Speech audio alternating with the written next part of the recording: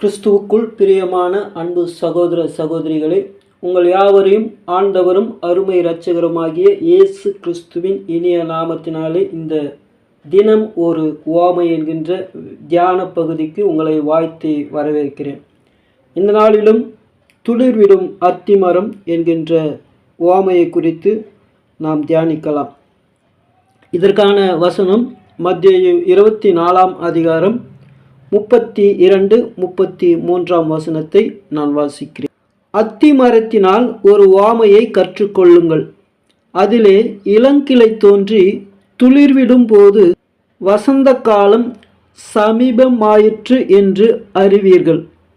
அப்படியே இவைகளெல்லாம் நீங்கள் காணும்போது அவர் சமீபமாய் வாசல் அருகே வந்திருக்கிறார் என்று அறியுங்கள். அன்பானவர்களே, இந்த பகுதி ஆண்டவர் அத்திமரத்தை ஒரு உவமையாக எடுத்து விளக்குகிறார். இந்த அத்திமரத்திலே வசந்த காலம் வருகிறதற்கு முன்பாக என்ன நடக்கும் என்று சொன்னால், அத்திமரத்தினுடைய இலைகள் எல்லாம் உதிர்ந்து அதில் புதிய கிளைகள் தோன்றும். அந்த புதிய கிளைகளிலே இளம் இலைகள் துளிர்க்க தோன்றும். அப்படி அது தோன்றுகிற பொழுது வசந்த காலம் வரப்போகிறது என்பதை நாம் அறிந்து கொள்கிறோம். வசந்த காலம் வந்து விட்டது என்றல்ல, வசந்த காலம் இனி வரப்போகிறது. அதற்கு அடையாளமாக இந்த மரங்கள் இலைகளை உதிர்த்து புதிய கிளைகளை உண்டாக்கி இவைகள் புதிய இலைகளை இவைகள் தரித்து கொள்ளுகிறது. இப்படி இவைகள் தரித்து கொள்கிற பொழுது வசந்த காலம் நமக்கு வருகிறது என்பதை நாம் அறிந்து கொள்கிறோம். அதுபோல ஆண்டவர் இங்கே அப்படியே இவைகளெல்லாம் நீங்கள் காணும்போது அவர் சமீபமாய் வாசல் அருகே வந்திருக்கிறார் என்று அறியுங்கள் என்று சொல்லுகிறார். பிரியமானவர்களே, எப்படி வசந்த காலத்தை நீங்கள் அத்திமரம் துளிர் விடுகிறதுனால அறிகிறீர்களோ, அதுபோல இவைகளெல்லாம் சம்பவிக்கும் போது அவர் வருவார் என்று இந்த வசனத்திலே சொல்லுகிறார். அப்படியானால் அவர் என்பது யார், இவைகளெல்லாம் என்ன என்பதை நாம் அறிந்து கொள்ள வேண்டும். ஆண்டவரிடத்திலே சீஷர்கள் ஒரு கேள்வியை கேட்கிறார்கள். அந்த கேள்வியினுடைய விளக்கமாக இந்த அத்திமர உவமை இருக்கிறது. அவர்கள் ஆண்டவரிடத்தில் என்ன கேட்டார்கள் என்று நாம் பார்க்கிற பொழுது 24 அதிகாரம் 1 வசனத்திலிருந்து நான் வாசிக்கிறேன். இயேசு தேவாலயத்தை விட்டு புறப்பட்டு போகையில் அவருடைய சீஷர்கள் தேவாலயத்தின் கட்டடங்களை அவருக்கு காண்பிக்க அவரிடத்தில் வந்தார்கள். இயேசு அவர்களை நோக்கி, இவைகளையெல்லாம் பார்க்கிறீர்களே, இவ்விடத்தில் ஒரு கல்லின் மேல் ஒரு கல் இராதபடிக்கு எல்லாம் இடிக்கப்பட்டு போகும் என்று மெய்யாகவே உங்களுக்கு சொல்லுகிறேன் என்றார். பின்பு அவர் ஒலிவ மலையின் மேல் உட்கார்ந்திருக்கையில் சீஷர்கள் அவரிடத்தில் தனித்து வந்து, இவைகள் எப்பொழுது சம்பவிக்கும், உம்முடைய வருகைக்கும் உலகத்தின் முடிவுக்கும் அடையாளம் என்ன, எங்களுக்கு சொல்ல வேண்டும் என்றார்கள். பிரியமானவர்களே, இந்த கேள்வியினுடைய விளக்கமாகத்தான் அந்த அத்திமர உவமை இருக்கிறது. இங்கே சீஷர்கள் இந்த தேவாலயம் எப்பொழுது இடிக்கப்படும் என்றும் உம்முடைய வருகை எப்பொழுது இருக்கும் என்றும் எங்களுக்கு சொல்லுங்கள் என்று அவர்கள் கேட்கிற பொழுதுதான் ஆண்டவர் இந்த உவமையை சொல்லுகிறார். பிரியமானவர்களே, இவைகளெல்லாம் எப்பொழுது சம்பவிக்கும் என்பதை ஆண்டவர் விளக்கி கடைசியாகத்தான் சொல்லுகிறார். இவைகளெல்லாம் சம்பவிக்கும் பொழுது அவர் சமீபமாய் இருக்கிறார் என்று அறியீர்கள் என்று சொல்லுகிறார். பிரியமானவர்களே, அப்படியானால் இந்த இவைகளெல்லாம் ஆண்டவர் என்னென்ன சம்பவிக்கும் என்று சொன்னார் என்பதை நாம் தொடர்ந்து வாசிக்கிற பொழுது அறிந்து கொள்ளலாம். 4 வசனத்திலிருந்து நாம் பார்க்கிற பொழுது ஆண்டவர் இங்கே சொல்லுகிறார். இயேசு அவர்களுக்கு பிரதியுத்தரமாக, ஒருவனும் உங்களை வஞ்சியாதபடிக்கு எச்சரிக்கையாயிருங்கள். ஏனெனில் அநேகர் வந்து என் நாமத்தை தரித்து கொண்டு நானே கிறிஸ்து என்று சொல்லி அநேகரை வஞ்சிப்பார்கள். யுத்தங்களையும் யுத்தங்களின் செய்திகளையும் கேள்விப்படுவீர்கள். கலங்காதபடி எச்சரிக்கையாயிருங்கள். அவைகளெல்லாம் சம்பவிக்க வேண்டியதே, ஆனாலும் முடிவு உடனே வராது. ஜனத்துக்கு விரோதமாய் ஜனமும் ராஜ்யத்துக்கு விரோதமாய் ராஜ்யமும் எழும்பும். பஞ்சக்காலங்களும் கொள்ளை நோய்களும் பூமி அதிர்ச்சிகளும் பல இடங்களில் உண்டாகும். இவைகளெல்லாம் வேதனைகளுக்கு ஆரம்பமே. பிரியமானவர்களே, ஆண்டவருடைய வருகைக்கு முன்பாக இந்த உலகம் வேதனைப்படுத்தப்படும் என்று ஆண்டவர் சொல்லுகிறார். அந்த வேதனைப்படுத்துவதற்கு முன்பாக சில ஆரம்பங்கள் நடக்கும் என்று சொல்லுகிறார். அதில் ஆண்டவர் சொல்லுகிறார், யுத்தங்களும் பஞ்சங்களும் கொள்ளை நோய்களும் உண்டாகும் என்று சொல்லுகிறார். அப்போ இவையெல்லாம் நாம் பார்க்கிற பொழுது அந்த அத்திமரத்தில் எப்படி புதிய கிளை தோன்றுகிறதோ அதுபோல இதுவரையும் இல்லாத சில மாற்றங்களை உலகம் சந்திக்கும். பல யுத்தங்கள் நடக்கும், பஞ்சங்கள் ஏற்படும், கொள்ளை நோய்கள் வரும். இப்போ நாம் பார்த்தோம், கொரோனா நோய் வந்தது, இந்த உலகமே சம்பித்து போய்விட்டது. பிரியமானவர்களே, கடந்த காலங்களிலே ஒரு இடத்திலே நடக்கிற கொள்ளை நோயை குறித்தோ அல்லது பஞ்சங்களை குறித்தோ யுத்தங்களை குறித்தோ நாம் கேள்விப்படுவது அரிதான காலங்களாக ஒரு சில காலங்கள் இருந்திருக்கும். ஆனால் இப்பொழுது நாம் எல்லாவற்றையும் அறிந்து கொள்ளும்படியாக விஞ்ஞானம் வளர்ந்திருக்கிறது. எல்லாவற்றையும் நாம் உடனடியாக அறிந்து கொள்ளுகிறோம். இங்கு ஆண்டவர் சொல்லுகிறார், யுத்தங்களின் செய்திகளை நீங்கள் கேட்பீர்கள் என்று சொல்லுகிறார். எங்கே உலகத்தின் ஒரு மூலையிலே யுத்தம் நடந்தாலும் அது நம் செவிகளுக்கு, நம்முடைய கரங்களிலே இன்றைக்கு செல்போனின் வழியாக நாம் பார்க்கிறோம். பிரியமானவர்களே, இந்த யுத்தங்களின் செய்திகளையும் கொள்ளை நோய்களையும் நாம் அறிந்து கொள்ளுகிறவர்களாக இந்த காலத்திலே இருக்கிறோம். இதுவரையும் இல்லாத ஒரு கொடிய நோய் நமக்கு வந்திருக்கிறது. இந்த கொரோனா உலகத்தையே இது ஆட்டி படைத்தது. ஒரு சில நோய்கள் அங்கங்கே பரவி இருக்கும், ஆனால் அது அந்த நாட்டோடு முடிந்திருக்கும். ஆனால் இந்த கொரோனா உலகம் முழுவதையுமே ஆட்டி படைக்கிற ஒரு நோயாக இது பரவியது.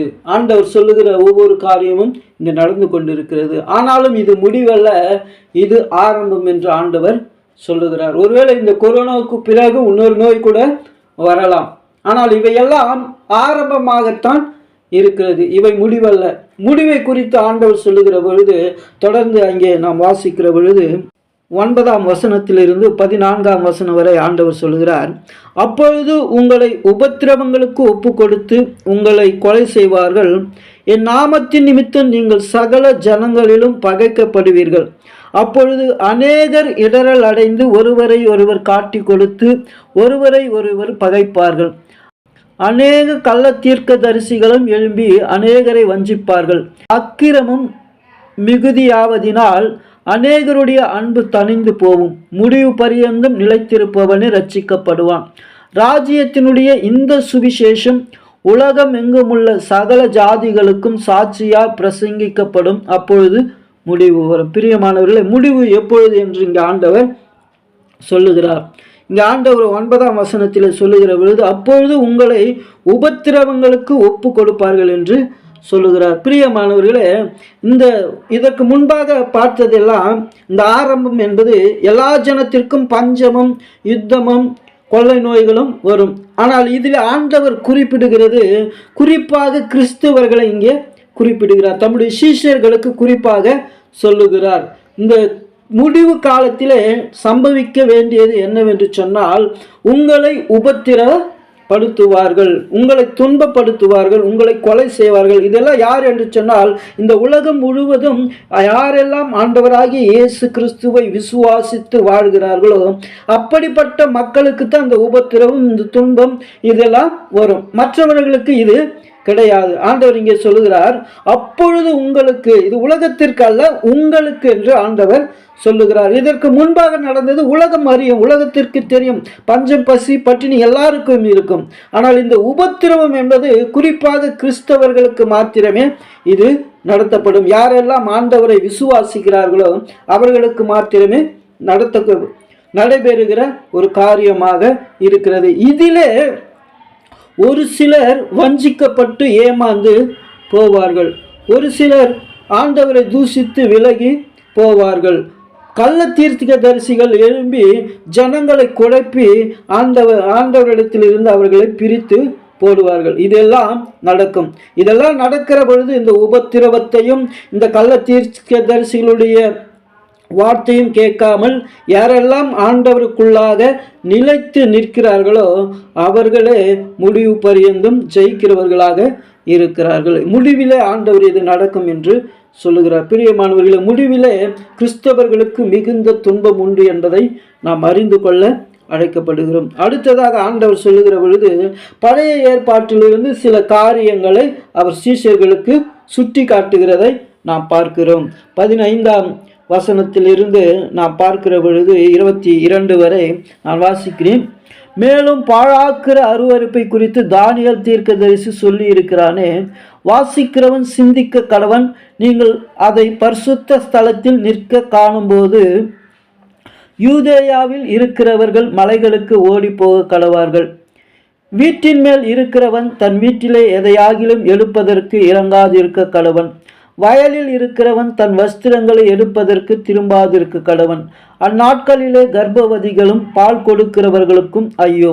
நீங்கள் ஓடிப்போவது மாறி காலத்திலாவது ஓய்வு நாளிலாவது சம்பவியாதபடிக்கு வேண்டிக் கொள்ளுங்கள். ஏனெனில் உலகம் உண்டானது முதல் இதுவரைக்கும் சம்பவித்திராததும் இனிமேலும் சம்பவியாததுமான மிகுந்த உபத்திரமும் அப்பொழுது உண்டாயிருக்கும்.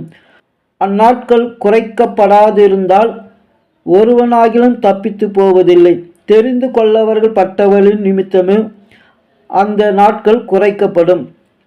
பிரியமானவர்களே, இந்த பழைய ஏற்பாட்டிலிருந்து ஆண்டவர் சில காரியங்களை எடுத்து இங்கே உரைக்கிறார். அந்த நாட்களில் இப்படிப்பட்ட துன்பங்கள் உங்களுக்கு நடக்கும் என்று ஆண்டவர் சொல்லுகிறார். அது மாத்திரமல்ல, அதை தொடர்ந்து நாம் பார்க்கிற பொழுது 23 24 வரை இங்கே ஆண்டவர் சொல்லுகிற காரியம், அப்பொழுது இதோ கிறிஸ்து இங்கே இருக்கிறார், அதோ அங்கே இருக்கிறார் என்று எவனாகிலும் சொன்னால் நம்பாதேயுங்கள். ஏனெனில் கள்ள கிறிஸ்துவர்களும் கள்ள தீர்க்கதரிசிகளும் எழும்பி கூடுமானால் தெரிந்து கொள்ளப்பட்டவர்களையும் வஞ்சிக்கத்தக்கதாக பெரிய அடையாளங்களையும் அற்புதங்களையும் செய்வார்கள். பிரியமானவர்களே, இங்கே பார்க்கிறோம், ஜனங்கள் இந்த உபத்திரவத்தின் நிமித்தமாக அவர்கள் கிறிஸ்துவை தேடுகிறவர்களாக இருப்பார்கள். இந்த உபத்திரத்தில் இருந்து நாம் எப்படி தப்பித்து கொள்ள வேண்டும், கிறிஸ்து நமக்கு இதிலிருந்து விடுதலை கொடுப்பார் என்று அவர்கள் கிறிஸ்துவை தேடுவார்கள். அப்படி கிறிஸ்துவை தேடுகிற பொழுது கள்ள கிறிஸ்தவர்களும் கள்ள தீர்க்கதரிசிகளும் உண்டாகி ஆண்டவரை குறித்து ஒரு சில காரியங்களையும் அடையாளங்களையும் அவர்கள் செய்வார்கள். இப்படிப்பட்டவர்களை நீங்கள் நம்பாதீர்கள் என்று ஆண்டவர் சொல்லுகிறார். ஏன் என்று சொன்னால், ஆண்டவருடைய வருகை எப்படி இருக்கும் என்பதை ஆண்டவர் இங்கே நமக்கு விளக்கி காட்டுகிறதை தொடர்ந்து நாம் வாசிக்கிற பொழுது அறிந்து கொள்ளலாம். பிரியமானவர்களே, இதை நாம் வாசிக்கிறேன். 25 வாசிக்கிறேன். இதோ முன்னதாக உங்களுக்கு அறிவித்திருக்கிறேன், ஆகையால் இதோ வனாந்தரத்தில் இருக்கிறார் என்று சொல்வார்களானால் புறப்படாதிருங்கள். இதோ அறை வீட்டிற்குள் இருக்கிறார் என்று சொல்வார்களானால் நம்பாதிருங்கள். பிரியமானவர்கள், இங்கே ஆண்டவர் சொல்லுகிறார். இதை ஏன் சொல்லுகிறார் என்று சொன்னால், அவர் வாழ்ந்த காலத்திலே ஜனங்கள் அவரை எங்கெங்கே தேடினார்கள் என்று சொன்னால், வனாந்தரத்தில் அவர் இறை செய்தி கொடுத்து கொண்டிருக்கிறார் என்று வனாந்தரத்திற்கு ஓடினார்கள். அறை வீட்டில் இருக்கிறார் என்று சொல்லி அறை வீட்டிற்கு வீடுகளுக்கு தேடி ஓடினார்கள். அதுபோல கடைசி காலத்திலும் உங்களை வனாந்தரத்தில் இருக்கிறார் என்று சொல்வார்களானால் நீங்கள் அங்கே நம்பி ஓடாதீர்கள். அவர் வீட்டுக்குள்ளே இருக்கிறார் என்று சொல்லி, அதாவது இதனுடைய பொருள் என்னவென்று சொன்னால், இயேசு கிறிஸ்து இந்த பூமியில ஏதோ ஒரு மனிதனாக பிறந்து இந்த இடத்துல அற்புதம் செய்கிறார், அந்த இடத்துல இருக்கிறார், வாருங்கள் போவோம் என்று சொன்னால் நம்பாதீர்கள். ஏன் என்று சொன்னால், இயேசு கிறிஸ்து மறுபடியும் பிறக்க போவது கிடையாது. அவருடைய வருகை எப்படி இருக்கும் என்று சொன்னால், ஆண்டவர் சொல்லுகிறார், அவருடைய வருகையை குறித்து 27 31 வரை வாசிக்கிறேன். மின்னல் கிழக்கிலிருந்து தோன்றி மேற்கு வரைக்கும் பிரகாசிக்கிறது போல மனுஷகுமாரனுடைய வருகையும் இருக்கும். பிணம் எங்கேயோ அங்கே கழுகுகள் வந்து கூடும். அந்நாட்களில் உபத்திரவம் முடிந்தவுடனே சூரியன் அந்தகாரப்படும், சந்திரன் ஒளியை கொடாதிருக்கும், நட்சத்திரங்கள் வானத்திலிருந்து விழும், வானத்தின் சத்துவங்கள் அசைக்கப்படும். அப்பொழுது மனுஷகுமாரனுடைய அடையாளம் வானத்தில் காணப்படும்.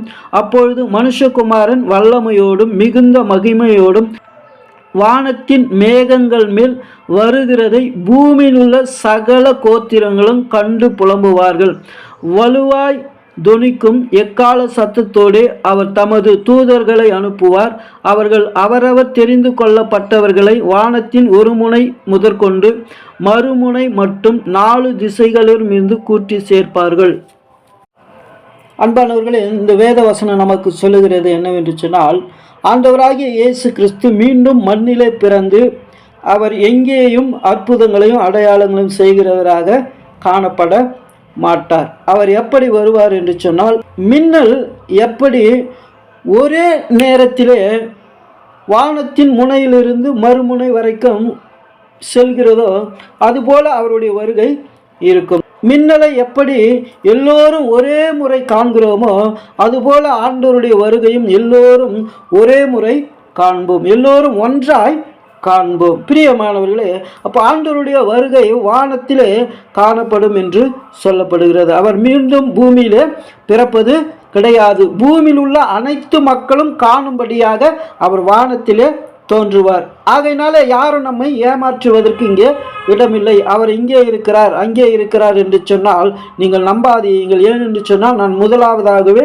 இதை உங்களுக்கு சொல்லிவிடுகிறேன் என்று ஆண்டவர் சொல்லுகிறார். பிரியமானவர்களே, அப்போ ஆண்டவருடைய வருகை எப்படி இருக்கும் என்று சொன்னால், மின்னலை போல உலகத்தில் இருக்கிற அனைத்து மக்களும் ஒரே தரம் காண்கிறதாக அது இருக்கும். அப்படியானால் இவைகளெல்லாம் சம்பவிக்கிற பொழுது ஆண்டவர் புறப்படுவார் என்று இங்கே சொல்லப்படுகிறது. பிரியமானவர்களே, இந்த அத்தி மரத்தினுடைய ஊமையானது நமக்கு எதை காட்டுகிறது என்று சொன்னால், ஆண்டவருடைய வருகை சமீபமாக இருக்கிறது என்பதை காட்டுகிறது. அத்தி மரத்திலே துளிர் விடுகிற பொழுது வசந்த காலம் எப்படி சமீபமாக இருக்கிறதோ அதுபோல ஆண்டவர் இந்த உலகத்தில் நடக்கிற ஒவ்வொரு நிகழ்வையும் நமக்கு இந்த பகுதியில் 24ஆம் அதிகாரம் 1 நமக்கு 31 வரை தெளிவாக சொல்லியிருக்கிறார். வேண்டுமானால் நீங்கள் அதை மறுபடியும் படித்து பாருங்கள். ஆண்டவருடைய வருகைக்கு முன்பாக நடக்க வேண்டியதை ஆண்டவர் இங்கே தெளிவாக சொல்லியிருக்கிறார். பிரியமானவர்களே, முதலாவது ஆண்டவருடைய வருகைக்கு முன்பு சில ஆரம்பங்கள் நடக்கும். வியாதிகள், கொள்ளை நோய்கள், பஞ்சங்கள், பசிகள் இவையெல்லாம் நடக்கும். அடுத்ததாக உபத்திரவம் நடக்கும்.